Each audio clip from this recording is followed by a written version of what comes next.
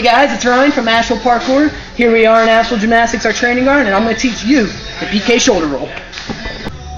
Alright, so before we get into the roll and the mechanics of it, first I want to explain what about the roll protects you. Now, people always ask me all the time, how can you jump off things like that wall I just jumped off behind me? How do you land and not hurt yourself? Well, the reason is that we roll. Let me break that down a little bit further past just the roll. Let me explain why the roll saves our ankles, knees, and our hips. So, when you jump off that wall with that 9 feet right behind us, as you come down, the weight of your body with the weight of gravity is exerting force into the earth. Now, when you land, boom, stationary like this, whatever force you're exerting into the ground, the earth is exerting it right back up at us. And when you land trying to catch yourself like this, standing, all that weight is being absorbed primarily in your ankles, your knees, and your hips. And it's also allowing your spine to compress further. And you're allowing all the supporting muscles around these joints to absorb all the shock, which we're not strong enough to absorb such impact. So when we come down and roll, as we come down, we don't try to absorb the shock by tensing our muscles. We actually loosen our bodies up. We become very limber, and we allow that momentum and energy to transfer from our feet up through our legs and through our shoulders, and we dissipate it on the ground by making various contact points of the ground. In this case, it's going to be my upper arm, my shoulder, across my whole back, and right back up to my feet. And that dissipation over a larger surface area is what ultimately protects us during our roll. Alright guys, so now that we know a little bit about the mechanics and the physics of the roll, let's actually break it down and let's learn a little bit more about it. First things first is, you need to know which shoulder you're going to roll over. 90% of you are going to choose your right shoulder. Some of you may choose your left. Good gauge of that is whatever foot you like to lead with. So, when you're just standing forward and you want to step forward, whatever foot you step forward with first naturally, that's probably going to be the shoulder that you want to roll over. So, when we begin our roll, the first thing you need to do is make a triangle with your hand. The reason why we make a triangle with your hand is because this will protect our wrist and arm from being broken. How many times have you seen someone walking down the street, or how many times have you fallen personally and done this? Boom. Right there. As soon as you put your wrist down like this, anatomically speaking, it doesn't bend back any further. This is how you break your wrist. This is how you'll break your arm. This is how you'll get injuries. The reason why we make a triangle is because our wrists go from here to cock inward. And with that inward cock, as we come down, it'll force you to collapse your elbows, and it'll take any strain that you put on your wrist and your forearm, thus protecting you from injury. So first things first, always protect yourself. So we got a triangle here. What you want to do is you want to take a step forward with your lead foot, the same shoulder that you're going to be rolling over. Notice that this is your starting stance.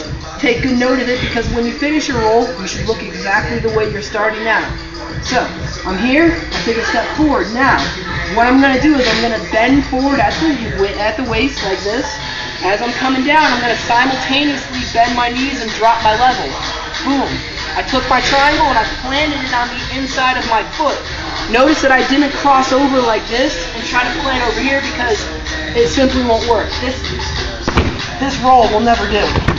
So we're here, take a triangle, come inside. Notice that as I'm dropping my level down and I'm bringing my triangle to the inside of my foot, I'm actually cocking my hips to the side and pointing my shoulder forward, because this is where I'm leading. I want to lead with what I'm going to roll with. So once I'm down here, once my hands touch, that's basically your cue for saying, okay, I am X amount of distance from the ground. I need to start tucking. I need to bring myself into the roll motion. So we're here, hands are planted, tuck your head in. Once your hands touch, you need to tuck your chin in. Once you tuck your chin in, you're going to move your head off to the side, allow room for you to roll over your shoulders, and it's like a simple somersault from there.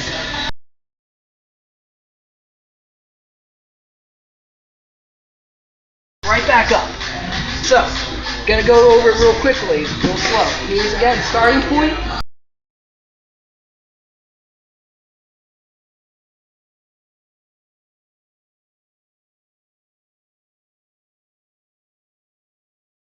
Back up. Notice I finish exactly the way I started. That's something that you want to do. Alright guys, so you tried a couple rolls, feeling a little flaky with it, but you're having a big problem. This tends to be the biggest problem that new people face when they're trying to master a roll, is they end up slamming their butt onto the ground, and it's not very smooth. It looks a lot like this. Notice I slammed my butt, my legs, my hip into the ground, and to be honest with you, that actually kind of hurt my leg a little bit. The reason why you're slamming your hips into the ground is because you are not making a ball. You're not tucking into a tight enough ball as you roll. Notice that here I am standing with my back perfectly straight. When I come down to roll, immediately right here, I arch my back. I begin to tuck into a ball.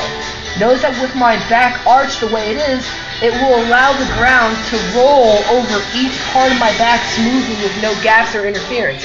When you're standing straight up, your spine naturally dips inward right down here towards the bottom of it, and that inward dip is what actually makes you slam because the ground is no longer making smooth contact. There's a gap of contact between here and right where your butt starts, and that's where the slam comes from. So again, if you're having a hard time doing that, make sure that as you come down, you arch into this nice ball, and from here, real smooth and effortless. If you're still having a hard time feeling that out and getting an idea of what that actually feels like, a great way to warm up not only your back but to also acquaint you to that feeling is egg rolls. We stretch like this all the time. It's a great way to warm up. It loosens up our back muscles, and it's a great way for you to feel the back roll over the ground, roll over each segment of your back smoothly. So from here, notice that when I'm rolling, it's very smooth contact. It looks like you're rocking on a rocking chair almost. And if you can do this fluidly back and forth with no problem, then you know you have the right idea for the form. Rolling is the most basic thing you can learn in parkour, and it is the most fundamental skill you need to master. Whether you're a beginner just starting or you're a seasoned veteran, rolling is something that you can never downplay. It's something that should always be practiced. And once you get comfortable rolling, mix it up. Add diversity to it. When you get comfortable doing single rolls, try to do multiple rolls in succession, like so.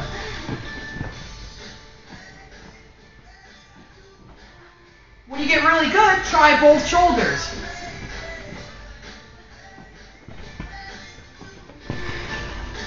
Also, for some of you more advanced guys, try your side rolls. Other side. And backwards. And when you're finally at this point and you really want to push your rolls to the limit, try to add some height, try to add some distance, go for a nice dive roll. I'm going to show you one right now.